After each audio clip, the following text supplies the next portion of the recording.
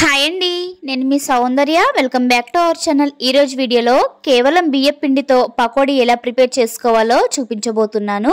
ఈ పకోడీని ప్రిపేర్ చేసుకోవడానికి ఉల్లిపాయలు, బియ్యం పిండి ఉంటే సరిపోతుందండి. చాలా సింపుల్ గా ప్రిపేర్ చేసుకోవచ్చు. టేస్ట్ కూడా చాలా బాగుంటుంది. ఇలా ప్రిపేర్ చేసిన ఉల్లిపాయ పకోడీ చాలా క్రిస్పీగా, టేస్ట్ మాత్రం భలే బాగుంటుంది.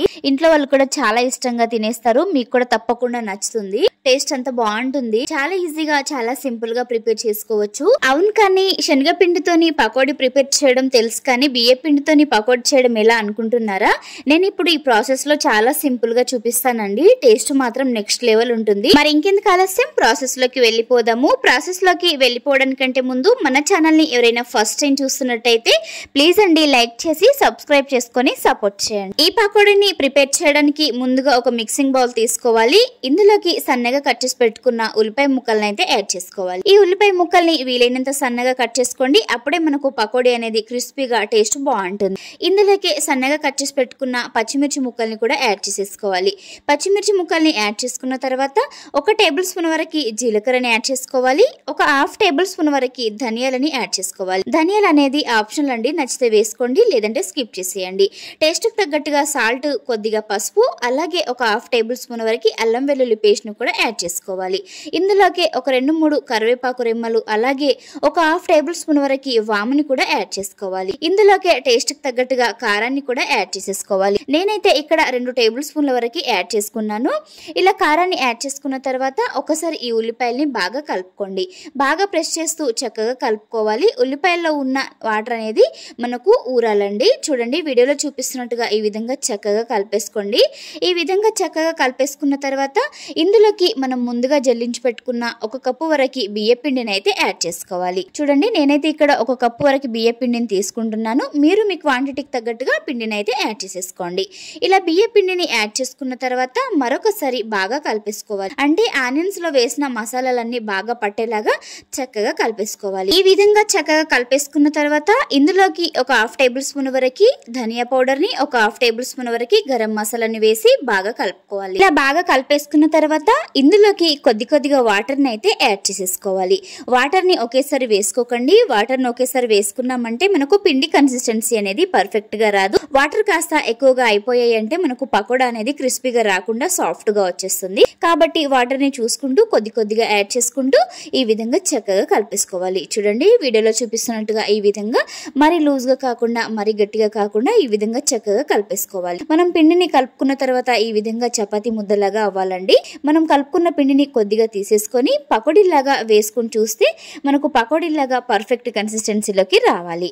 చూడండి, ఈ విధంగా చక్కగా కలిపేసుకొని ఇలా కలుపుకున్న పిండిని అయితే పక్కన పెట్టేసుకోవాలి. సెమీ సాఫ్ట్ గా ఉంటే సరిపోతుందండి. ఈ విధంగా కలుపుకొని పక్కన పెట్టేసుకోండి. ఇప్పుడు స్టవ్ వెలిగించి ఒక ప్యాన్ అయితే పెట్టుకోవాలి. ప్యాన్ వేడైన తర్వాత డీప్ ఫ్రై కి సరిపడా ఆయిల్ అయితే వేసేసుకోవాలి. ఆయిల్ వేడైందో లేదో ఒకసారి చెక్ చేసేసుకోవాలి.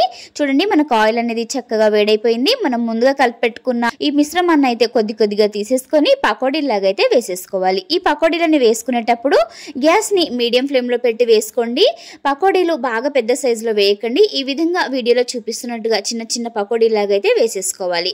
మనము చిన్న పకోడీలాగా వేసుకోవడం వల్ల మనకు పకోడీ అనేది చక్కగా ఫ్రై అయిపోయి చాలా క్రిస్పీగా ఉంటుంది. కాబట్టి చిన్నగా వేసేసుకోండి. చూడండి, ఈ విధంగా పకోడీలాగా వేసేసుకున్న తర్వాత ఒకవైపు చక్కగా ఫ్రై అయిపోయిన తర్వాత మరొక వైపుకి టర్న్ చేసేసుకోవాలి. వీడియోలో చూపిస్తున్నట్టుగా ఈ విధంగా ఒకవైపు చక్కగా ఫ్రై అయిపోయిన తర్వాత మరొక వైపుకి టర్న్ చేసేసుకుంటూ మంచి గోల్డెన్ బ్రౌన్ కలర్ వచ్చేంత వరకు ఫ్రై చేసేసుకోవాలి. చూడండి, మనం వేసుకున్న పకోడీలు అనేవి మంచి గోల్డెన్ బ్రౌన్ కలర్ లోకి ఫ్రై అయిపోయాయి కదా. ఈ విధంగా ఫ్రై అయిపోయిన పకోడీని అయితే తీసేసుకొని ఒక ప్లేట్ లోకి అయితే వేసేసుకోవాలి. చూడండి, ఈ విధంగా చక్కగా మనకు ఫ్రై అయిపోయిన పకోడీని ప్లేట్ లోకి వేసేసుకోండి. ఇలా వేసేసుకున్న తర్వాత మిగిలిన పిండిని కూడా ఇదే విధంగా పకోడీలాగా అయితే వేసేసుకోవాలి.